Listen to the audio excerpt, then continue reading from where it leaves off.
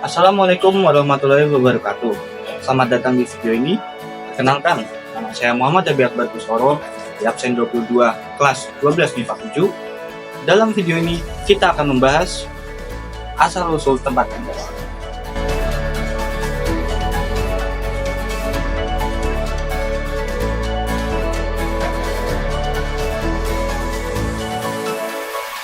Jadi ya dalam video ini kita akan membahas sejarah tempat tinggal saya, yaitu di Yogyakarta.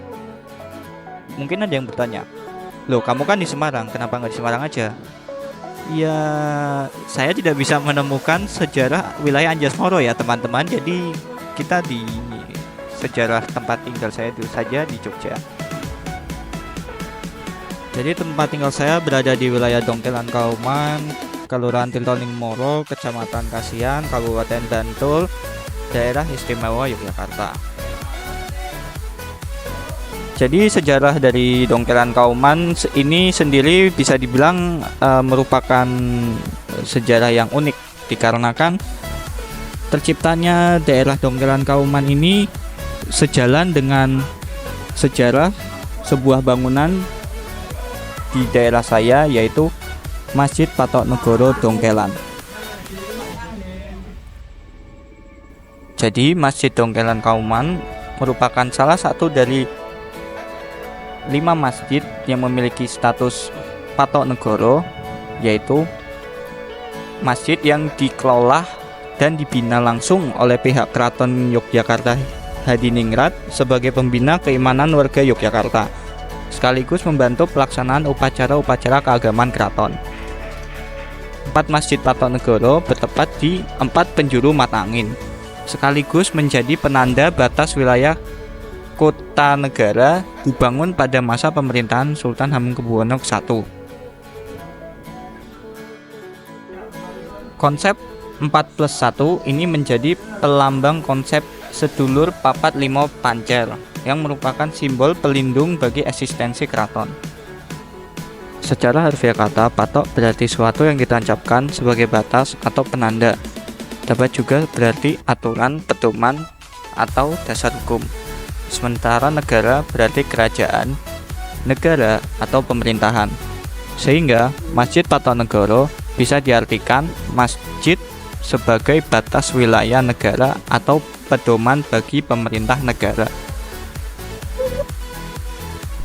Sejarah berdirinya masjid ini sejalan dengan munculnya daerah Dongkelan Kauman. Terdapat 2 versi bagaimana Dongkelan Kauman ini dapat tercipta. Versi pertama, saat Sri Sultan Hamengkubuwono menduduki tahta kerajaan, beliau merasa terganggu dengan naik tahtanya Pangeran Sambernyawa, yang merupakan menantunya sendiri. Sultan ingin mengalahkan menantunya tersebut, tetapi tanpa harus membunuhnya. Maka sang sultan meminta bantuan kepada Kiai Syiabuddin. Kiai Syiabuddin menyatakan siap untuk melaksanakan tugasnya tersebut dengan 2 syarat, yaitu dipinjamkannya sebuah pusaka dari keraton dan menjadikan dirinya sebagai patih keraton. Singkat cerita, Kiai Syiabuddin mampu menyelesaikan konflik antara Sri Sultan dan Pangeran Sambernyawa atau Sambernyawa yang merupakan menantunya tanpa melukai Pangeran Sambernyawa. Namun, sekembalinya Kiai Syiabuddin, Sri Sultan tidak bisa memenuhi janjinya untuk menjadikan sebagai patih keraton, dikarenakan posisi tersebut sudah ditempati oleh orang lain, yaitu Kiai Raden Adipati Yudonegoro atau saat itu Bupati Banyumas, yang kemudian mendapatkan gelar Kanjeng Raden Adipati Danurejo pertama. Kiai Syiabuddin kecewa mendengar hal tersebut.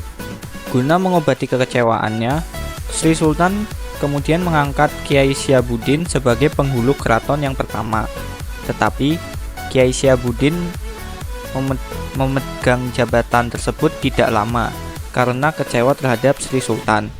Karena kekecewaan ini, ia mendapatkan julukan Kiai Dongkol atau kecewa.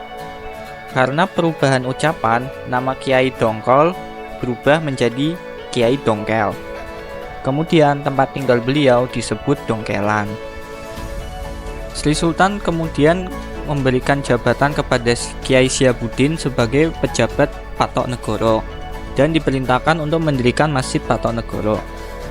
Namun, untuk mendirikan masjid tersebut terdapat syarat, yaitu posisi masjid harus menyeberangi sungai atau tidak sejajar dari posisi keraton Ngayogyakarta Hadiningrat, yang mengakibatkan harus hijrahnya Kiai Syiabuddin dari tempat tinggal aslinya yang berada di Dongkelan menuju Dongkelan Kauman yang berada di sisi barat Sungai Winongo.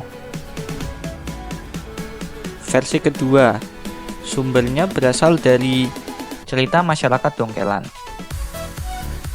Di awal pembangunan keraton Ngayogyakarta Hadiningrat, terdapat seorang kiai yang bernama Kiai Nurdin yang bertempat tinggal di wilayah timur Sungai Winongo, tepatnya di Desa Dongkelan.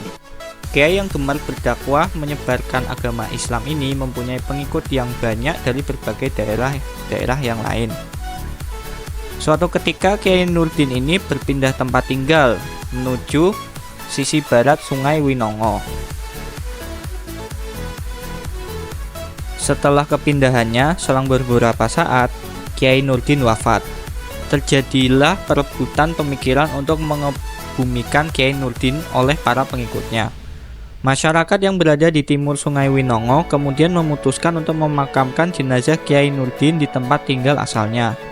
Selesai dimakamkan, tak lama kemudian, jasad yang dikebumikan tersebut diambil dengan cara mendongkel makam Kiai Nurdin. Upaya ini dilakukan untuk membuat terowongan bawah tanah dari Dongkelan Kauman menuju Dongkelan. Setelah diketahui makam tersebut kosong, kemudian petilasan makam tersebut ditanami oleh pohon preh guna mengingat kejadian tersebut dan dibuat kijing sebagai penanda dan kini dikenal sebagai makam Mbah Kiai Dongkel.